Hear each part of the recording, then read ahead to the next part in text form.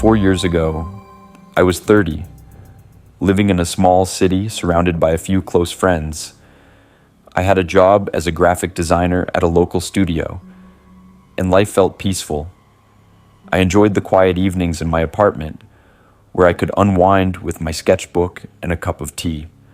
I was used to being alone, and it never bothered me. In fact, it was when I was by myself that I felt most at ease. But that calm routine shattered one fateful afternoon. It all started on a Thursday evening. I had just finished a long workday and decided to take a walk through the park near my apartment. The sun was setting, casting a soft golden glow over the walking path. I loved that park. It was peaceful, with trees lining the trail and a small pond in the center. Most days, I was the only one there. That evening, however, the park was oddly crowded for the time of day, with a few joggers and families walking their dogs. I walked past the playground, enjoying the quiet chirp of crickets, when I noticed a man sitting alone on a bench near the fountain. He was in his late 30s, wearing a baseball cap and a dark jacket, and he looked like he was lost in thought. Our eyes met briefly as I passed by, but I kept walking, not giving him much thought. About 10 minutes later, I took a seat on a bench by the pond to enjoy the view. It was a routine of mine, just to sit and clear my mind after a busy day. But then, I heard footsteps behind me. I turned slightly and saw the same man from earlier, walking past me with his head down. He seemed in a hurry, but then, out of nowhere, he stopped. He glanced at me, then took a seat on the bench right next to mine, too close for comfort. "Nice evening, isn't it?" he said casually. I smiled politely, trying not to seem rude. "Yeah, it's beautiful out." He nodded and stayed silent for a few moments, and I figured that would be the end of it.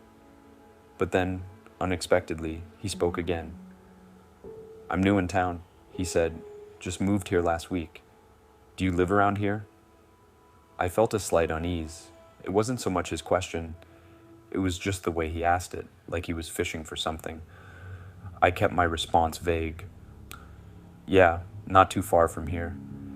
He didn't seem to mind, but he kept talking, asking more questions about the area and how long I had lived here. His tone was friendly, but there was something about it that made me feel uneasy. Still, I didn't want to be rude, so I answered his questions as best as I could, even though something in the back of my mind told me to leave. After a few more awkward moments, I decided it was time to go. I stood up. "Well, it was nice talking to you, but I think I'll head home." He smiled and stood up as well, but instead of leaving, he fell into step beside me as I walked down the path. I felt my heart race. It wasn't a long walk back to my apartment, but I couldn't help but feel he was intentionally walking just a little too close. Every time I sped up, he did too. When I slowed down, he slowed down. My palms started to sweat. Why was he following me? Maybe I was just overthinking it, but it felt like he was intentionally keeping pace with me, as if waiting for me to make a move. When we reached the park's exit, I turned onto a side street to break off from him. I glanced over my shoulder, and sure enough, he was walking behind me. His figure was faint in the fading light, but I could still make out his shape.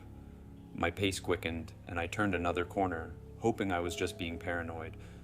But to my horror, when I glanced back again, he was still following me. I felt a cold chill run down my spine. I didn't know what to do. Should I confront him? Should I run?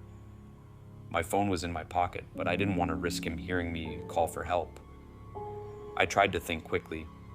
I crossed the street and ducked into a small cafe I passed by every day. As soon as I walked in, I headed straight to the counter and ordered a coffee, trying to seem calm. I sat near the window, watching the door, my heart still racing. Minutes passed. No sign of him.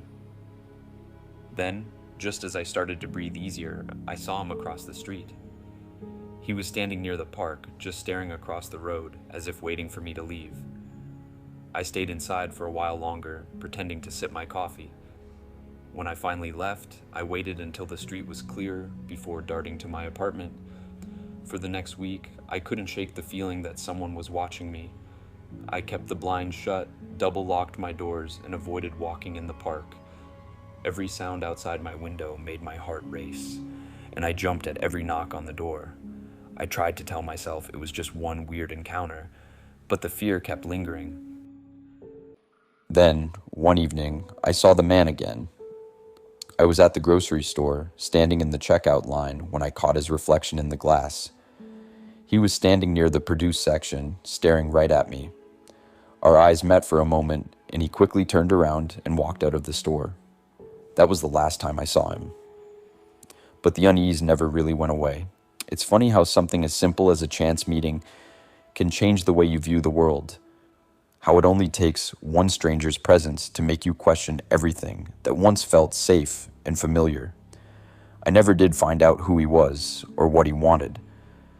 But sometimes, when I walk through the park at night, I still feel like someone's watching. It began on an ordinary Tuesday, when I thought I was just going to work like any other day. I had spent years in a quiet town, leading a peaceful life with my daughter, Emma. Our days were routine: school, work, dinner, and bedtime. But after Emma's father, Richard, and I separated, I thought the hard part was behind me. The divorce was finalized, and I was hopeful. I thought I had a fresh start. I couldn't have been more wrong. A few weeks after the papers were signed, a small incident occurred that made me pause. One morning, I found my car parked at an odd angle on the street. It wasn't just that someone had moved it. The tires were slightly deflated, as though someone had let the air out. I brushed it off. Maybe it was a prank. Maybe I had parked too close to the curb the night before. But then it happened again, and again. Each time, little things that I couldn't ignore. A broken garden gate, my mailbox pried open, or my front porch light mysteriously turned off, even though I knew I hadn't touched it. It didn't make sense. Why would anyone do this? But I kept telling myself, it's just a coincidence. No one's out to get you. Still, that nagging feeling stayed with me, like I was being watched. Then one evening, I found a note taped to my door. Simple words. You can't run away from me. My heart raced. Richard? I didn't want to believe it, but I couldn't shake the feeling. I called the police. They were kind, but they couldn't do much without solid evidence. If it happens again, they said, we'll investigate further. I changed the locks. I installed a new security system. And just to be safe, I bought a big dog. Max, a strong, loyal Rottweiler, became my protector. But no matter what I did, the strange things kept happening.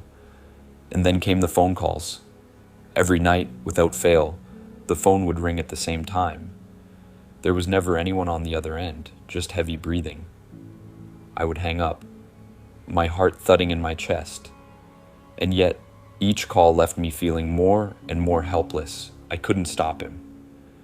I didn't know who he was or why he was doing this, but I was terrified for Emma's safety. It was a cold Friday night when everything changed. I was lying in bed, the sound of Max softly growling in the next room, when I heard something. Someone, perhaps. Outside, my heart skipped a beat. I held my breath and listened. The house was quiet, but then I heard it. Footsteps on the gravel driveway. I grabbed the baseball bat I kept next to my bed and crept downstairs. My hands were shaking. I looked out the window and froze. There, in the yard, standing at the edge of the trees, was a shadowy figure. I couldn't make out his face, but I knew, deep down, that it was him. My ex. Richard. He didn't move. He just stood there, watching the house. It felt like an eternity before he slowly turned around and disappeared into the night. I immediately called the police, my voice trembling. By the time they arrived, Richard was gone. They found his footprints near the garden, but nothing else. We'll keep an eye out, they said, but they had no real proof. That night, I packed our things, gathered Emma, and went to stay with my sister in a small town an hour away. I didn't tell anyone where we were going, not even my closest friends. I had to disappear. We couldn't stay in the same place. At my sister's house, the quiet was almost too much. I thought I'd find peace, but every noise outside, every knock on the door, had my heart racing.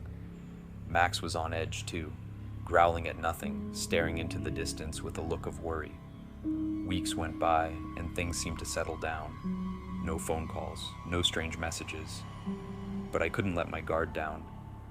I felt like I was always waiting for the other shoe to drop. And then, one afternoon, as I was driving to pick Emma up from school, I saw something that made my blood run cold. There, standing by the side of the road, was a man holding a sign. It was Richard. His face was blank, unreadable, and for a moment, our eyes met. I swerved and drove away as fast as I could, my heart pounding. When I got home, I immediately changed my phone number again. I made Emma promise never to go anywhere alone. I started looking over my shoulder everywhere I went, afraid that he was out there, waiting for the perfect moment. A year has passed since that day, since I last saw him.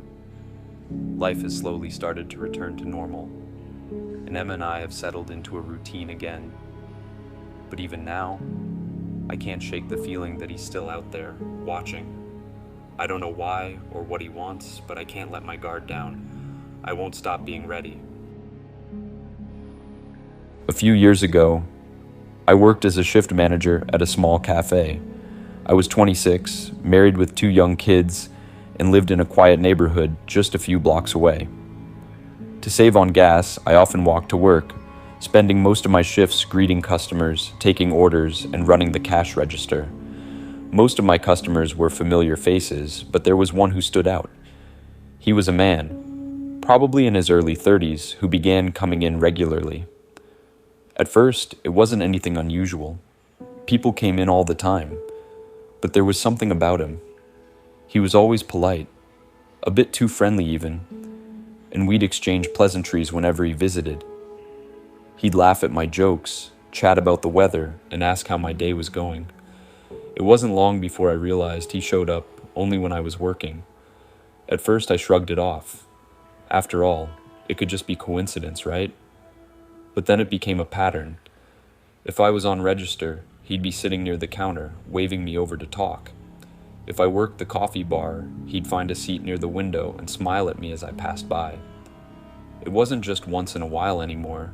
It was every shift I worked. My heart would race when I saw him walk in, and no matter how much I tried to convince myself it was harmless, the feeling of being watched lingered. I told my husband about it, mostly to vent. He didn't think much of it either, but it bothered me. One evening, I arrived for my shift, and to my shock, he was sitting in the back, chatting with one of the new baristas who was being trained. It hit me all at once. He wasn't just a customer anymore. He was trying to get himself put on shifts when I worked. He had been subtly weaving himself into my routine, showing up at the same times, trying to make himself a fixture in my day-to-day life. I felt sick. Without thinking, I marched into the manager's office, my heart pounding. I told her everything, how I had noticed his behavior, how he always appeared when I was there, how it had become unsettling. Her face turned pale as I spoke, and I could see that she was worried. This wasn't just a case of overreacting. It was more serious. She called the other cafe managers, and he was immediately reassigned to another location. The relief I felt was short-lived. Later that night, my manager told me he had argued about it, but eventually quit, leaving the cafe for good. I almost felt like I could breathe again, but there was still something gnawing at me. It didn't feel over. Weeks went by, and I thought maybe, just maybe, he had moved on. But then one afternoon, when I was out doing some errands, I saw him. His car, a faded blue sedan, was parked just a few blocks from the cafe. I could almost swear it was him sitting behind the wheel, staring blankly at the road. My stomach twisted, and I rushed home, not stopping to think about it too much. The next evening, as I was coming home from work, I received a text from an unknown number. "I saw you at the store today. You looked great in that red jacket." My blood ran cold. No one knew I'd been shopping that afternoon, and I had definitely been wearing that jacket. The text felt too personal. like he had been watching me without me knowing. I blocked the number immediately, but the messages kept coming. At first they were harmless, compliments, light-hearted comments, but then they grew darker. You should smile more when you walk into the store. You look so serious. I could feel my pulse quicken as each message felt like an invasion. I knew it wasn't just coincidence. A few nights later, I was home alone, closing the blinds in the living room, when I saw something move outside. I froze, heart in my throat. There, in the dark alley behind my apartment building, was a figure. I could make out the shape of a man standing very still. He wasn't moving. He was just watching. My hands were trembling as I dialed the police, and by the time they arrived, the figure was gone. The officers searched the area, but there was no trace of him. They found cigarette butts scattered in the alley, as though he had been standing there for hours, waiting. The sight sent a chill through me. He had been watching. It wasn't paranoia. He was real, and he was persistent. I couldn't stay in the apartment anymore. The feeling of being watched followed me everywhere. I went to stay with my sister for a few days to clear my head, but even when I returned, the unease hadn't gone away. I installed security cameras at the front and back of the building. For a while, nothing happened, and I convinced myself that maybe he had finally moved on. But one night, while reviewing footage from the camera, I saw him again. He wasn't close to the building, but there he was, standing across the street, staring up at my window. I could feel the hairs on the back of my neck stand up as I watched the footage. He didn't move. He just stood there, waiting. That was the final straw. I packed up, and within a month I moved away, leaving behind the apartment, the neighborhood, and the place I had called home for years. It was the only way I could feel safe again. But even now, 2 years later, I can't help but wonder if he's still out there, still watching. I don't know why he fixated on me. I don't know how he found me or why he couldn't let go. What I do know is that I'll never forget the feeling of being watched, of turning an ordinary day into something terrifying, and I'll never take my safety for granted again. Before we dive into the next story, if you're new here, don't forget to subscribe to our channel. Your support means the world to us. Thanks for watching. My name is Sarah, and I've always been someone who likes to keep to myself. I'm a quiet person, content with the simplicity of my life. I work as a freelance writer, spending most of my days at home, tapping away on my laptop. It's peaceful, calm, a lifestyle I've grown to love. But things changed the moment I moved into my new apartment. It wasn't a big move. I was still in the same city, just a few blocks over from my old place. The building wasn't fancy, but it was affordable, and that's all I really needed. It was an old brick structure with creaky floors and a small courtyard in the back. Quiet too. I liked that. My new neighbors were mostly quiet as well. There was an elderly couple in the apartment above mine and a young man on the floor below. And then there was apartment 3B. It had been empty when I first moved in, but a few weeks later, a man moved in. He was a bit older than me, maybe in his late 30s, with dark hair and a slight but noticeable limp. His name was Ben, or at least, that's what he told me. The few times we crossed paths in the hallway, he was always polite, always courteous, but there was something unsettling about him. I couldn't quite put my finger on it at first, but I started to notice little things that made me feel uncomfortable. It started with the sound of him in the hallway. At night, I'd hear him walking back and forth outside my door. Not the normal creaks of old floors, but deliberate steps. Slow, measured, as if he was pausing right outside my door. At first, I told myself it was nothing. Maybe he had trouble sleeping, or he was just taking a walk to clear his head. But it felt wrong. Then came the knocking. One afternoon, after I had just settled into my work, I heard a knock on my door. I wasn't expecting anyone, and when I opened it, I found no one there. Just a small package on my doorstep. It was a strange gift, a box of chocolates with no note. I thought it was odd, but shrugged it off. Maybe a mix-up, I thought. The next day, the same thing happened. A small package, no note. I checked with the building manager, but no one had sent it, and the delivery service had no record of anything. It made me feel uneasy, but I convinced myself it was just some weird coincidence. A few days later, I was sitting at my kitchen table when I noticed something out of the corner of my eye. It was Ben standing in the courtyard below my window. He was looking up at my apartment, not looking casually, but staring as if waiting for something. His gaze lingered for longer than I was comfortable with, and I quickly pulled the blinds shut. My heart pounded in my chest, but I tried to dismiss it as nothing. Maybe he was just waiting for a friend. But then I started seeing him more and more. Every time I left my apartment, he seemed to be there, just a little too close.